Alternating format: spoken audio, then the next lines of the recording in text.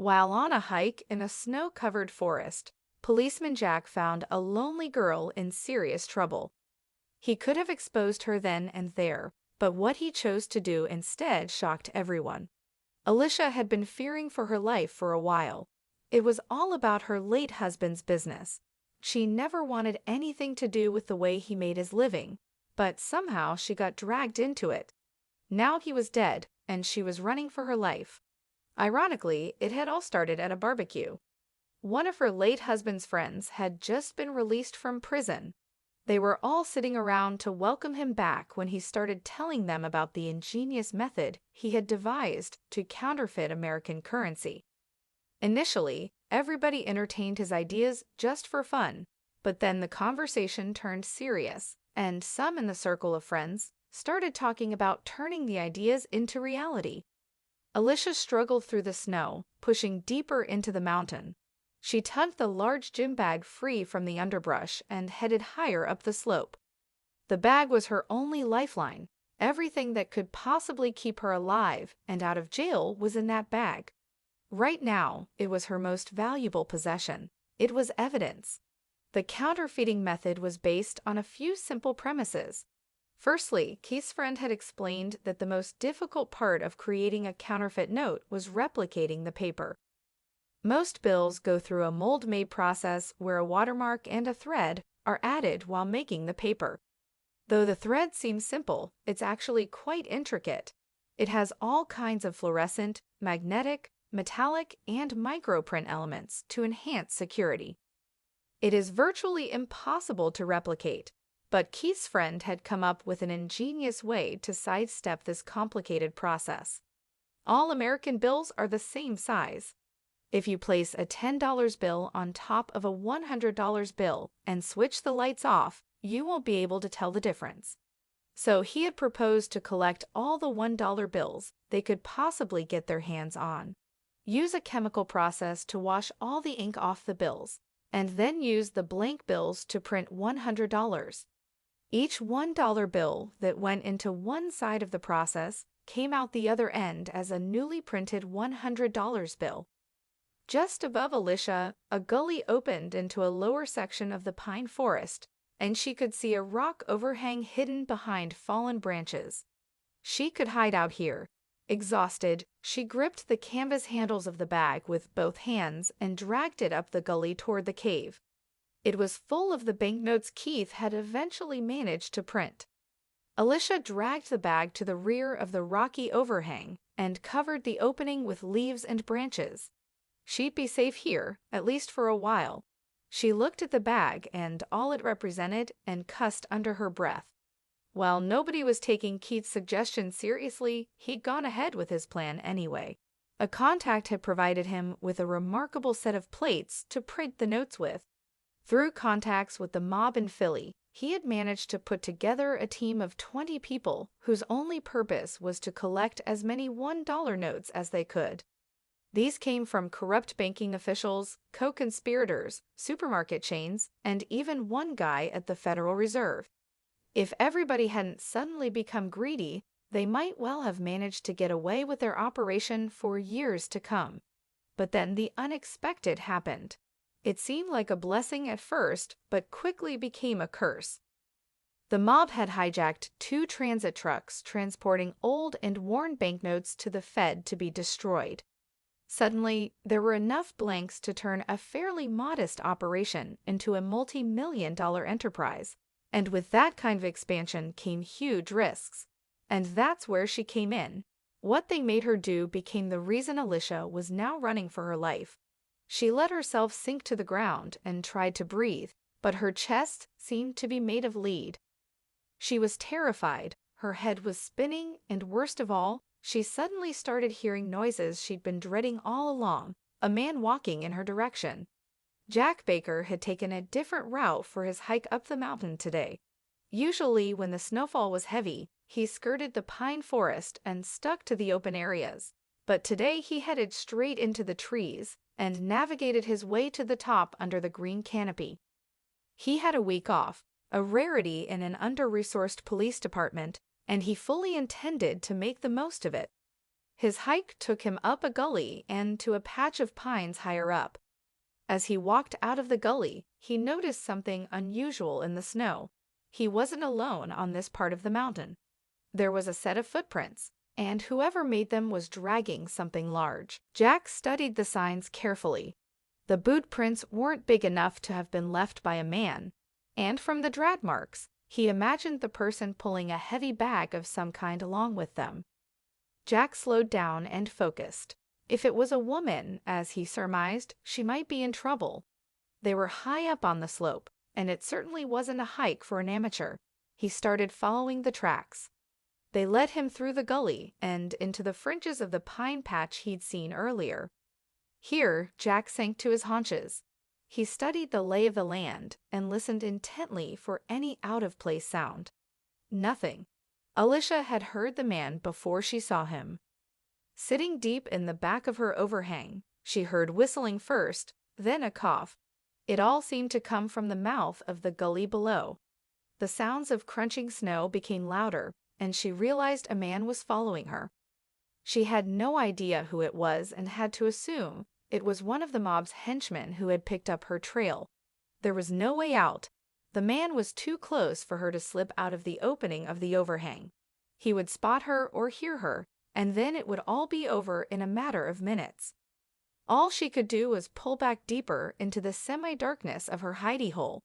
She sat back against the rock face, and her fingers curled around a solid branch. If push came to shove, she'd be able to use it as a club. Jack almost missed the opening to the rocky overhang. It had been hidden behind clumps of underbrush, deliberately camouflaged, he thought. This piqued his curiosity. He tugged on one of the bigger branches, and it all came tumbling down in a shower of pine needles, dead branches, and snow. Out of the mess, under the overhang, a woman came at him, screaming like a banshee. She was in full attack mode, holding a 4-foot length of pine above her head, ready to pulverize his skull. Jack sidestepped her neatly and grabbed her wrist on the way down. He twisted it until she dropped her club, then used the leverage to push her onto her bottom. "Whoa there," he said. "Do you always attack friendly strangers?" He didn't think he'd ever seen so much mistrust in anyone's eyes. The woman looked him up and down. Her lips were curled into a vicious snarl, and her breathing was rushed, still too much adrenaline in her for him to relax, Jack thought. Alicia wasn't sure what to make of this man. He didn't look like the typical mob type Keith's friends had been hanging around, but he could be a henchman, a freelancer hired to kill her and dispose of the body. She was trapped with nowhere to go, and he was built like a quarterback. She'd have no chance if she had to go toe-to-toe with him. This would have to be a battle of wits. The strange thing was, he didn't appear to be carrying a gun. Jack tried to speak to the frightened woman again. "Let's start over," he said. "I'm Jack. I was on a hike when I came across your tracks. I figured you might be in trouble, so I followed them, and they led me here. Now your turn." Alicia wasn't ready to believe a word the man said. If he was a mobster, it stood to reason he was a liar. She was a little surprised that he didn't just go ahead and kill her, but maybe he had a more diabolical plan. Maybe he wanted to keep her alive for some reason. They were high up in the mountains, far from any form of civilization. He could keep her captive here for as long as he wanted. Alicia didn't even want to consider the many possibilities. "I'm Alicia," she said with some trepidation. She opened her mouth to say something more but decided against it. The less the man knew about her, the better. "What are you doing way up here in the mountains, Alicia?" the man asked. "Hiking," she said again. She didn't add any additional information. This is going to be difficult, Jack thought. In all of his years on the force, he had developed that sixth sense that most successful law enforcement careers relied on. He could tell when someone was hiding something or when they were lying, and this woman was definitely hiding something. "You've got blood on you," he said. "Will you let me take a look at it?" He immediately opened his backpack and produced a first aid kit. Alicia looked down at her left side. It had been aching for a while, but she hadn't paid much attention. She'd been too busy trying to stay alive. But the man was right. Her shirt was blood-soaked, and now that she focused on it, the pain was becoming unbearable. Jack saw her face grow pale. "Lie down," he said, already dabbing at the wound with gauze from his first aid kit. Alicia was surprised at the concern in his voice. He didn't seem to be the criminal type. If he wasn't who she thought he was, it would be wise to keep him close by until she could figure out what to do. She let herself down slowly, keeping an eye on the big man. He gently lifted her shirt, removed the blood-soaked bandages she had applied hastily before her escape, and tended to the gash in her side. Jack worked quickly and efficiently, trying to ignore the tense atmosphere. This wound wasn't caused by an accident. It was a knife wound. If this woman had an enemy, they were close by, and he had to be on the lookout. "There, that should do the trick," he said when he was done. He gently placed a thermal blanket over her and stood up. "You'll be safe here," he said, looking around the cave. "But it's not going to be comfortable. I'll go look for help." "No," Alicia almost screamed. If he left, he'd bring others with him. If they found out about her, she might not survive. "What's wrong?" Jack asked, surprised at her panic. "It's not safe to stay here alone, and you need proper medical attention." Alicia didn't know what to say. She couldn't let this man go, but she couldn't tell him the truth either. Her life depended on it. "Please don't leave," she said softly, her eyes pleading. I don't want to be alone right now. Can you stay, just for a while?" Jack hesitated. His instincts were telling him there was more to this situation than met the eye. He couldn't just walk away, not when this woman was so obviously terrified and injured. "All right," he said finally, "I'll stay for a bit. But you need to tell me what's going on, Alicia. I can't help you if I don't know the truth." Alicia looked into his eyes, searching for any sign of deceit. She found none. Maybe, just maybe, she could trust him. But the story she had to tell could put them both in danger. She took a deep breath, deciding whether or not to take the risk. As she opened her mouth to speak, the sound of crunching snow reached their ears again. Someone else was coming. Jack's hand instinctively went to the knife strapped to his leg. He motioned for Alicia to stay quiet and slipped outside the cave to see who was approaching. The tension in the air was palpable. Alicia's heart pounded in her chest as she waited, praying that whoever was out there wouldn't find them.